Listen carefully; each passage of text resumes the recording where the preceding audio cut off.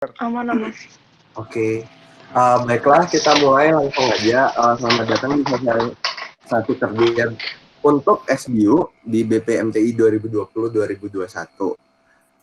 Jadi outline kita hari ini, karena SBU tahun ini ada 3 divisi ya, yaitu Community Service, Avant-Trade, dan MTI Insight. Kalau tahun lalu kan ada MTIC, tapi karena MTIC sekarang dinilai sudah matang dan mature, makanya SBU nggak lagi nih dapetan dari MTIC itu. Jadi Departemen SBU itu sendiri apa sih? Jadi Departemen SBU ini secara umumnya adalah sebuah departemen inkubator nih bagi divisi-divisi yang proses bisnis ataupun keberjalanannya masih belum mature, masih banyak inkonsistensi, masih ada pothole. Nah, jadi di sini nih SBU ini sebagai pematang untuk divisi-divisi tersebut, dan divisi-divisi tersebut merupakan divisi-divisi yang bergerak dalam menciptakan karya dan keberlanjutan bagi masa MTI. Ini tim-timnya, mungkin bisa kenalan dulu. Perkenalkan, saya Vero, hobi saya bermimpi. Selanjutnya silahkan Kori. Perkenalkan semuanya, malam. Nama saya Kori. Aldi. Oke, nama gue Aldi. Situ tulisannya hobi mengkaji. Gokil ya. Dan yang terakhir Lala. Kenalin, nama gue Tarini Arda, biasa dipanggil Lala. Oke, diingat-ingat ya, itu suara-suara indahnya itu bakal memandu kita dalam beberapa waktu ke depan. Jadi arahan kerjanya ya sebenarnya dari Ray udah secara gamblang, yaitu berkontribusi aktif nih kepada masyarakat. Konteksnya ini adalah terobosan dan inovasi, baik secara langsung maupun tidak langsung. Nah, OKR-nya sebenarnya ini sedikit intermezzo dan FYI aja. Jadi ada 6 OKR yang pengen dijalankan sama SBU as a whole gitu. Untuk keberjalanannya tetap yang lain-lainnya, OKR yang lainnya SBU berusaha untuk tetap membantu. Jadi berikut misinya. Misinya sederhana, yaitu menjadi wadah kreasi maupun aktualisasi ide, mendorong kultur inovasi, dan juga pendokumentasian. Jadi pada dasarnya kita pengennya kita selalu terbuka, selalu open-minded dalam berkreasi, dan di akhirnya selalu ada dokumentasinya nih, apakah yang kita lakukan itu benar ataupun salah, dan akan dijelaskan lebih lanjut sebentar lagi. Ini sedikit informasi lagi ya. Purpose utamanya adalah ya MTI sebagai sebuah himpunan harus memberikan sesuatu masyarakat, dan SBU ini berusaha memfasilitasinya. Dari Kori dari bidang komputer, Aldi dari keilmuannya, Lala dari bidang kewirausahaannya. Value-nya jadi ada 3 ya, profesional, keluargaan seperti biasa, dan yang lebih mau ditekanin juga have fun sih. Maksudnya apa? Ya karena kita ini organisasi kemahasiswaan, dan karena SBU itu adalah kreasi, ya harapannya SBU ini bisa jadi wadah teman-teman nanti nih untuk berkreasi secara karena emang teman-teman mungkin suka mengkaji seperti Aldi atau suka mencari cuan seperti Lala. Jadi kita di sini kumpul bareng nih, mewadahi bersama-sama keinginan hasrat teman-teman untuk deliver menjadi produk. Nah, terus apa sih bedanya tahun lalu sama tahun ini?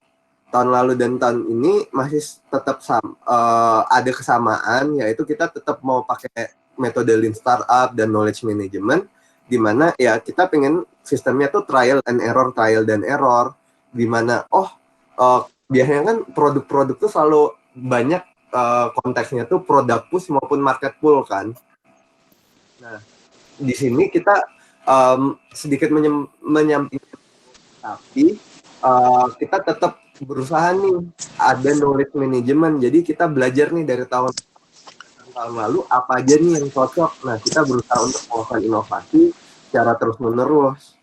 Nah, jadi key learnings dari kepala departemen tahun lalu, Kak Alvin, ya adalah konsistensi. Makanya daripada kita sedikit terlalu memikirkan apakah produktif, kita yang di sini bagaimana kita konsisten dalam memberikan karya-karya, konsisten dalam memberikan produk-produk dalam tiap saatnya. Mungkin ntar bisa dilihat secara konkretnya, bisa dilihat dari misalnya MPK keluarin podcast yang lebih terjadwal, atau Komserv yang punya acara-acara lebih terjadwal, maupun Lala yang juga bisa mengeluarkan produk-produk walaupun kuantitas banyak, tapi konsistensi yang ada tuh jadwalnya jelas.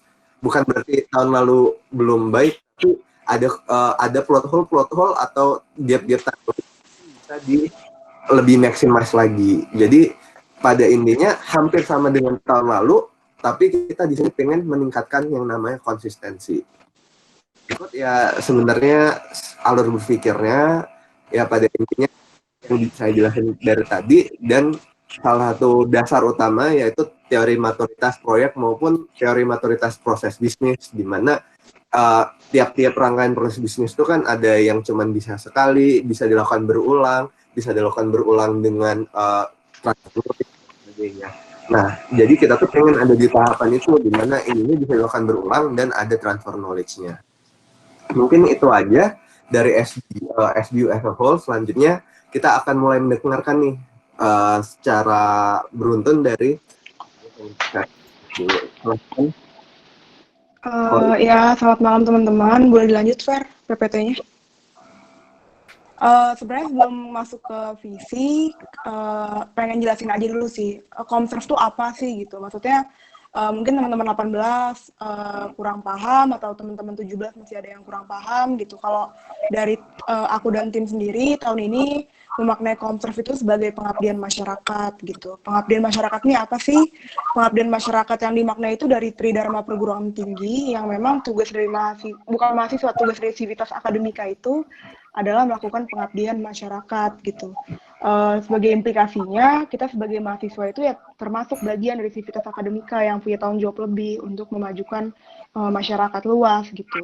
Berangkat dari sana, akhirnya kita merumuskan suatu rancangan lah untuk membuat pengabdian masyarakat ini dapat diterima oleh masa MTI dan juga memiliki orientasi yang lebih jauh gitu, yang lebih luas, yaitu tujuan akhirnya untuk masyarakat gitu. Jadi kalau misalnya mau dibilang definisinya memang agak kita sempitkan pada masyarakat yang non mahasiswa gitu. Untuk visinya sendiri, sebenarnya yang di bold ini ada dua ya, memahami sama tergerak gitu. Kenapa memahami dulu baru tergerak? Karena rasa-rasanya tanpa dasar yang jelas kita nggak bisa langsung serta-merta melakukan pengabdian masyarakat gitu. Jadi dari tim Komserv tahun ini sendiri udah merumuskan beberapa kegiatan yang kira-kira masuk ke ranah membuat massa paham dan masuk ke ranah membuat massa tergerak untuk melakukan berbagai bentuk pengabdian gitu. Kenapa bentuknya aku highlight? Karena selama ini banyak stigma kalau Pengmas itu cuma ke desa atau ngajar, tapi tahun ini kita pengen nunjukin kalau sebenarnya lebih dari itu, walaupun kepentingannya sama gitu untuk masyarakat yang non mahasiswa tadi. Gitu. Boleh lanjut, Far? Mungkin kalau buat misinya di breakdown jadi 4 ya, jadi lebih ke platform yang memberikan pemahaman, tadi berhubungan dengan pencerdasan. Nomor 2, menghubungkan massa dengan kejadian kemanusiaan, tadi berhubung dengan tergerak gitu. Yang ketiga, berkolaborasi dengan divisi atau lembaga terkait, itu berhubung dengan berbagai bentuk gitu, karena dengan berkolaborasi banyaklah bentuk yang bisa kita capai. Dan yang keempat itu mendokumentasikan kegiatan, itu hubungannya sama pencerdasan juga gitu, karena tanpa adanya media yang jelas rasanya susah gitu untuk kita transfer knowledge ke mungkin 5 tahun dari sekarang atau 10 tahun dari sekarang, tapi dengan dokumen yang jelas misalnya kayak GDK gitu kan, itu bisa dibaca bertahun-tahun setelahnya dan bisa jadi acuan gitu. Lanjut, Fer, boleh? Fer, lanjut. Untuk value-nya selfless, resilient, sama fearless. Kalau buat selfless sendiri ya udah jelas gitu ya, tanpa pamrih. Komserv sendiri emang pengen menanamkan lah ke anggota Komservnya, ke Mas MTI juga, supaya dalam melakukan sesuatu bisa nggak memikirkan diri sendiri, tapi memikirkan kepentingan orang lain gitu. Untuk fearless sendiri, karena memang bentuk yang kami coba tahun ini agak berbeda gitu ya, sama makna atau pengertian lah pengabdian masyarakat yang konvensional. Jadi ya rasanya ketika melakukan trial and error tersebut harus disertai keberanian gitu.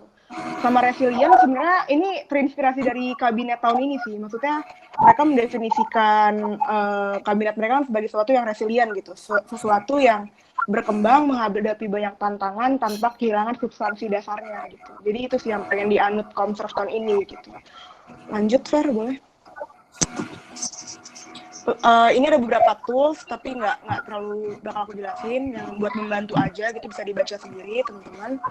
Lanjut Fer lagi. Lanjut lagi Fer. Nah ini biar agak jelas sedikit nih, maksudnya apa sih pencerdasan dan berbagai bentuk tadi itu implementasinya apa gitu.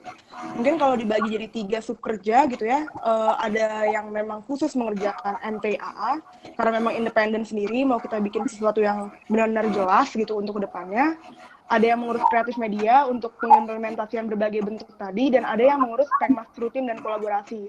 Ini memang ranah pengmas yang udah lebih konvensional seperti yang udah teman-teman ketahui biasanya lah, kayak donasi gitu-gitu. Oke, boleh Fer lanjut. Mungkin ada beberapa proker yang bakal aku jelasin di sini supaya bisa menjelaskan lah ke teman-teman sebenarnya gimana sih Komserv yang akan berjalan tahun ini gitu.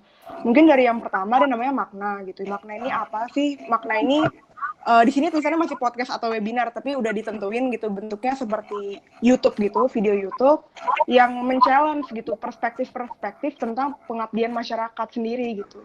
Jadi rencananya kita bakal ngundang narasumber, mungkin Menko terkait atau mungkin orang yang memang sudah benar-benar melakukan pengmas gitu ke masyarakat gitu yang real gitu. Dan kita bakal banyak mungkin men-challenge gitu perspektif-perspektif yang selama ini mungkin berkembang di MTI dan belum terjawab gitu lewat narasumber tersebut.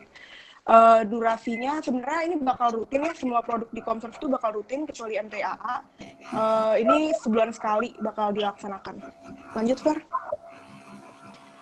Bantu You ini sebuah program, pengennya sih konsepnya anak MTI bisa nabung gitu ya, nabung buat kepentingan masyarakat gitu. Tapi memang kami paham donasi itu adalah sesuatu yang paling mudah gitu, jadi bukannya pengen minta-minta gitu. Jadi ntar kalau lihat Komserv mungkin agak sedikit banyak donasi, sebenarnya bukan itu poinnya gitu, bukan kami ingin minta-minta, tapi kami hanya ingin menyadarkan, oh ada isu loh yang perlu dibantu gitu.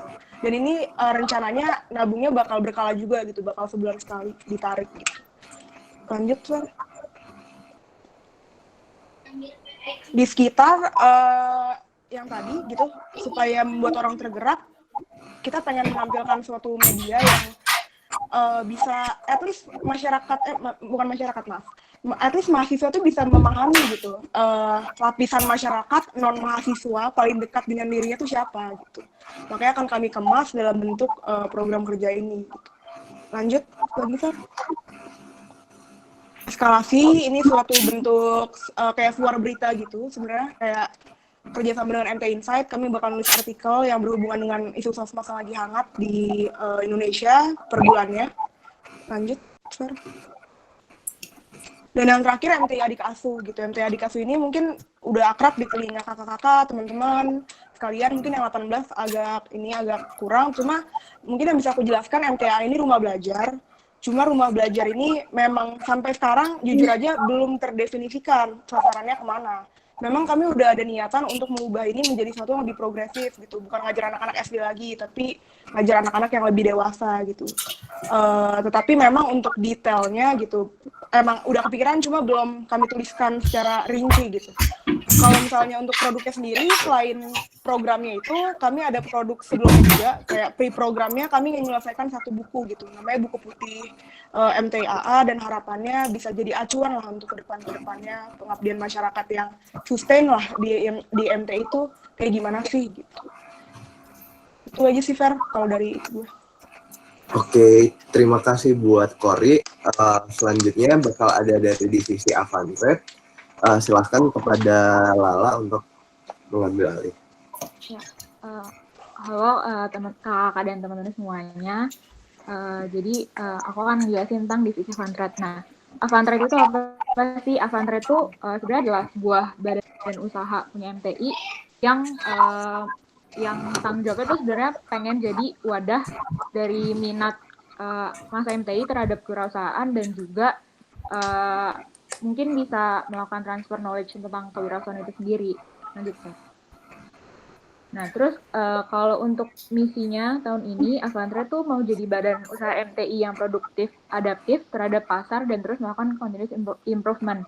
Nah, maksudnya produktif, adaptif ini apa? Nah, maksudnya itu mungkin sebenarnya agak beda dari tahun lalu. Kalau tahun lalu tuh mungkin lebih fokus ke membuat satu produk yang dikembangin sendiri dari awal, terus menjual produk sisa tahun lalu. Nah, kalau tahun ini pengennya lebih produktif gitu. Jadi kayak membuat nggak sebanyak mungkin sih, tapi kayak seoptimum mungkin jumlah produknya.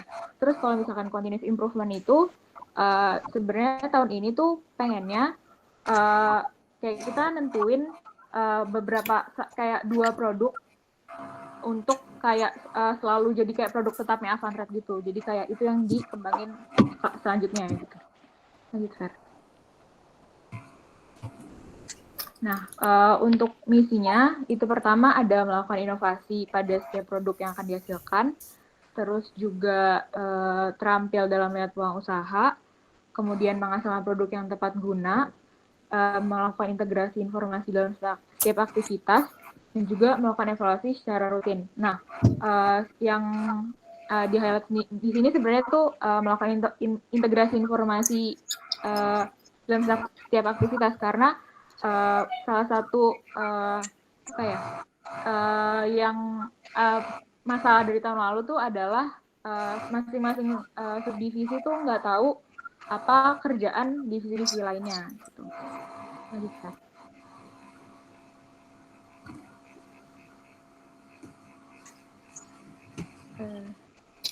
Oke. Kemudian kalau untuk value-nya sendiri tahun ini ada 3, yaitu kreatif, care, sama communicate. Nah, kalau kreatif ini sebenarnya pengennya jadi setiap aktivitas yang dilakukan Avantrade itu khususnya di bagian R&D-nya mungkin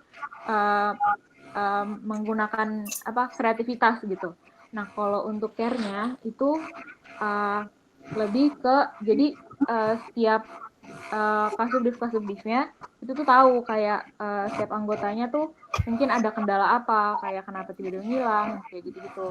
Nah, kalau communicate ini maksudnya lebih ke integrasi informasi yang tadi udah dijelasin. Jadi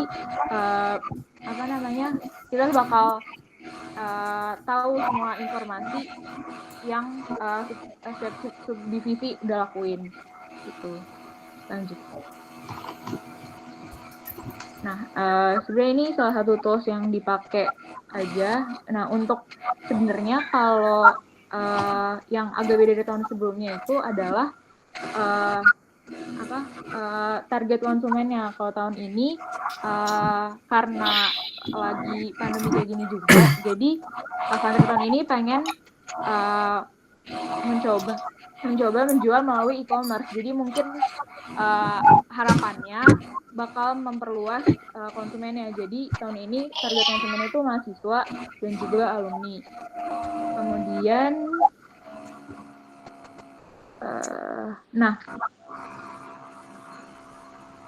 ini BMC dari Avantrade tahun ini. Udah, lanjut aja, Pak. Nah, untuk proses mappingnya sebenarnya Avantrade tuh dibagi menjadi 3 subdivisi, yaitu ada production, marketing, dan sales.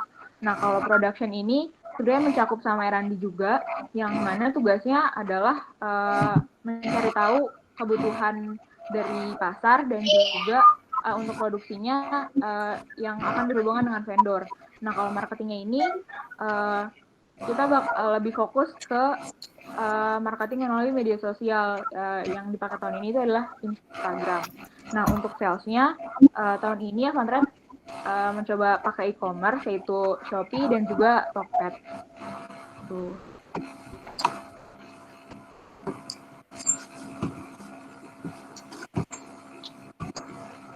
Nah, kalau untuk prokernya yang pertama itu ada sekolah bisnis MTI internal. Jadi sebenarnya ini tuh khusus untuk staff Avantrade sendiri. Jadi nanti mungkin kalau tahun lalu langsung dibagi per subdivisi gitu staffnya, kalau tahun ini maunya kita ngadain sekolah bisnis MTI internal dulu, baru mungkin nanti staff-staffnya bisa tahu minat mereka tuh kemana, karena udah dijelasin sebelumnya duluan gitu. Lanjut.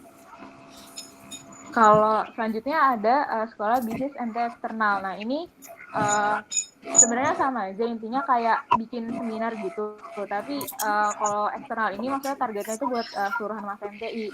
Nah kalau tahun ini sebenarnya rencananya SBM eksternal ini bakal menjadi tugas anak magang. Jadi kayak bakal dilakukannya kayak tahun depan gitu. Terus kemudian ada Provantrade. Nah, Provantrade ini kepanjangannya adalah Product by Avantrade. Nah, maksudnya adalah Provantrade ini tuh kayak main produknya Avantrade gitu. Jadi tadi yang udah kayak dibilang, ini sebenarnya produk tetapnya Avantrade yang dari tahun-tahun sebelumnya yang mungkin emang data penjualan tahun lalunya emang udah bagus, tapi tetap karena pandemi ini jadi kita bakal menyesuaikan dengan data tren yang ada gitu, kebutuhan konsumennya kayak gimana. Lanjut. Nah, kemudian ada Avantgrad. Nah, Avantgrad ini adalah Avantrade Graduation. Nah, maksudnya adalah tahun ini Avantgrad tuh mau kerjasama sama panitia-panitia wisuda untuk memproduksi merch yang mungkin mereka mau produksi. Nah, sama selain itu juga Avantrade mau mencoba kayak bikin produk sendiri gitu, mungkin kayak merch juga, tapi bukan bagian dari kerjasama panitia wisuda itu. Lanjut. Kemudian ada Avanti. Avanti ini adalah Avantrade X MTI. Nah, maksudnya ini sebenarnya tuh lebih ke kita ngebantu promosi dari Mas MTI yang punya usaha. Nah, jatuhnya itu sebenarnya kayak paid promote gitu sih. Nanti kita bakal ngebantu marketingnya di Instagram gitu. Lanjut. Kemudian ini ada Forbes MTI. Nah, maksudnya ini tuh sebenarnya tuh kayak semacam majalah gitu yang isinya usaha-usaha yang dimiliki masa MTI. Sebenarnya tujuannya juga sama aja kayak Avanti, cuma lebih kayak pengen didokumentasiin gitu. Terus udah. Oke, terima kasih Lala atas penjelasannya dari Avantgrad. Mau ngingetin lagi sebelum lanjut ke MTI Insight, kalau dokumentasi dan pertanyaan-pertanyaan bisa langsung pakai bit.ly yang udah ada di Dugabir, dan kalau bisa kalau nanyanya pakai nama asli ya, biar ntar pas kita mau ngocok buat siapa pemenang dari door prize-nya itu bisa ketahuan gitu, jadi bukan nama. Oke, terima kasih. Selanjutnya kita lanjut ke MTI Insight. Silahkan. Oke. Thank you Veko dan teman-teman sebelumnya juga untuk yang udah datang masa MTI.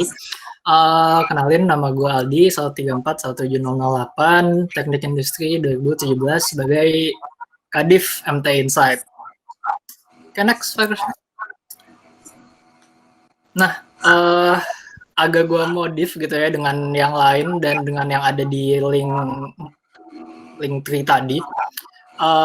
Ini versi singkatnya yang presentable gitu. Jadi ini gue sebutnya House of MTI Insight gitu ya. Apa sih yang mendasarkan broker kita yang ada di puncak itu sebetulnya hasil dari fundamental yang di bawahnya. Paling bawah itu visinya. Jadi gue agak kesulitan nge-translate ini ke bahasa Indonesia, jadi gue leave it in English. Okay. Kita mau to be the most respected and leading knowledge media in ITB by 2021. Jadi dalam setahun ke depan, MTI Insight gue proyeksikan akan jadi media keilmuan yang ada yang terkenal dan disegani oleh himpunan lain misalnya untuk tingkat ITB.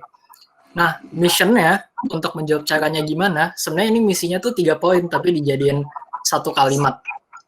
Misi yang pertama itu delivering high quality content. Jadi gue bakal nge-deliver konten-konten yang berkualitas. Jadi kita punya special quality assurance di dalam divisi untuk memastikan bahwa artikel dan podcast yang keluar memang layak dan bisa di show off kan lah gitu lah. Terus misi yang kedua, performing synergy within the division. Jadi yang mau gue perbaiki di MT Insight tahun ke depan adalah kayak kita mau antar satu sama lainnya itu berkolaborasi gitu. Jadi saling terbuka baik dalam hal profesional maupun lainnya. Contohnya misalnya kalau sekarang kan gue udah berlima nih divisinya. Jadi kita tuh saling kayak kalau mau nyuruh tuh enak aja gitu karena emang udah sinergis dan itu bakal gue bangun untuk staff maupun magang MTI Insight nanti. Dan terakhir tentunya collaborating with passionate people. Jadi yang gue highlight di sini kolaborasi. Nggak peduli lu siapa, kalau misalnya lu passionate tentang menyebarkan keilmuan atau passionate tentang ingin mencari tahu lebih, maka MTI Insight adalah tempat yang paling pas buat lu dan gue bisa jamin itu. Nah untuk values-nya bentuknya segitiga gitu, bakal dijelasin di next slide. Kenapa segitiga? Karena value-nya ada, bentar belum. Gimana sih? Oke, maaf. Value-nya tuh ada 3, makanya bentuknya segitiga. Terus OKR-nya kenapa kecil di situ? Karena walaupun kecil, OKR itu benar-benar jadi pelampung untuk seluruh broker yang ada. OKR itu bagaimana kita mengukur keberhasilan broker-broker ini lah. Sorry, ini. Oke, nah. Maaf, bentar ya. Yeah. Take your time. Maaf ya teman-teman. Namanya juga online. Nah ya, bisa di next slide, thank you. Sabi. Nah ini dia value-nya tadi, kolaboratif, apresiatif, proaktif. Kolaboratif ini, MT Insight nggak mau asik sendiri. Jadi untuk setiap artikel dan podcast yang kita publish, itu spoiler buat broker ya, untuk setiap produk yang kita publish, gitu, itu akan melibatkan orang di luar MT Insight. Sebagai narasumber, sebagai kolaborator, itu akan ada orang dari luar MT Insight. Apresiatif dan proaktif itu self-explanatory, jadi gue nggak akan explain di sini. Okay. Nah, strategic direction ini penting, kenapa? Untuk memastikan kayak, kalau yang datang Sasker MTIC kemarin, gue sempat point out kira-kira MTIC 5 tahun lagi gimana gitu kan. Nah, karena menurut gue, harusnya kita udah punya pandangan untuk paling enggak 3 tahun ke depan, dan inilah pandangan gue 3 tahun ke depan. Sekarang kita ada di current condition, kayak kita bisa publish produk, tapi kita hampir nggak tahu cara jelasin gimana sih pembuatan produk itu. Jadi untuk setahun ke depan, gue pengen kita settle, MT Insight settle dalam hal pembuatan produk, dan punya strong presence di ITB. Dengan cara gimana? Dengan cara kolaborasi tadi. Kolaborasi melalui himpunan lain, melalui KM ITB, melalui organisasi-organisasi di ITB, UNIT misalnya gitu. Nah untuk kedepannya, kita bakal, itu setahun ke depan.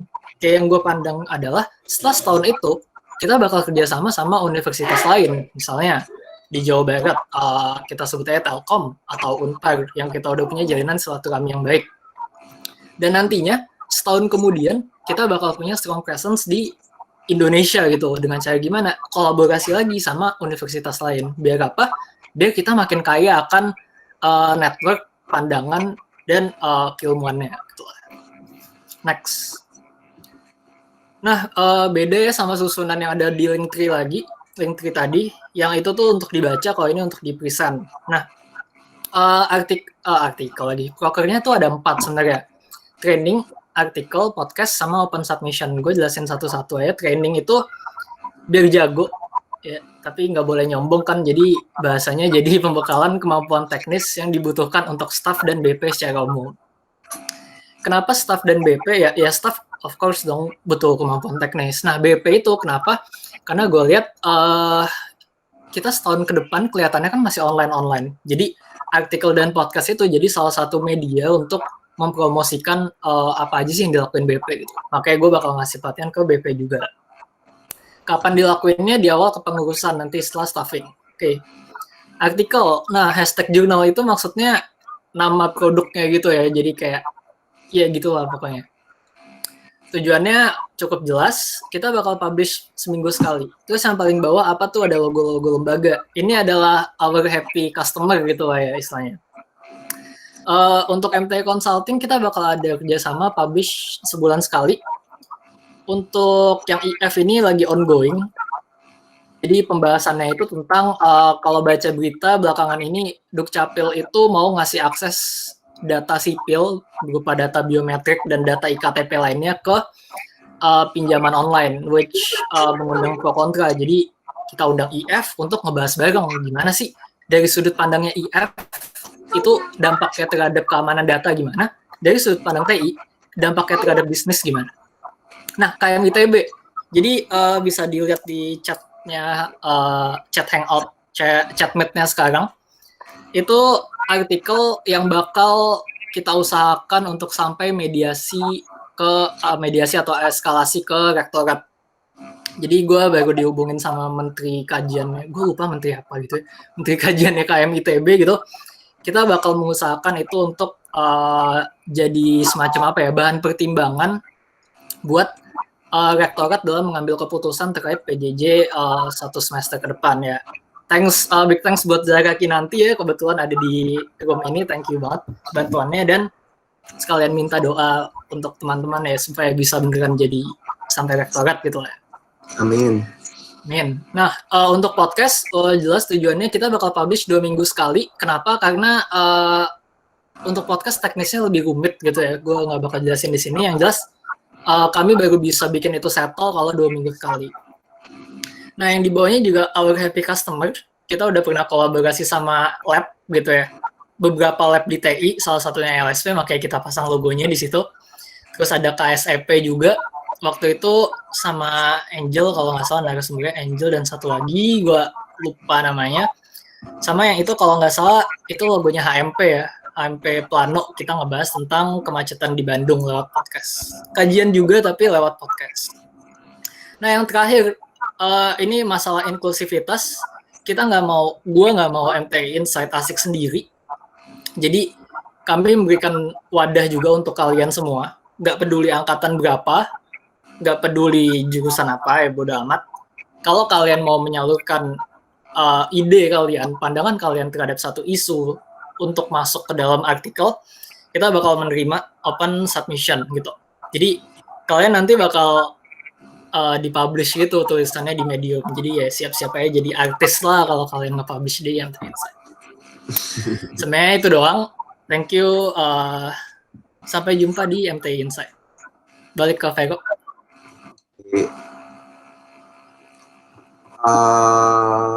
Terima kasih Aldi atas penjelasannya tentang MTI Insight. Terima kasih juga tadi Lala dan Cory juga di divisi masing-masing.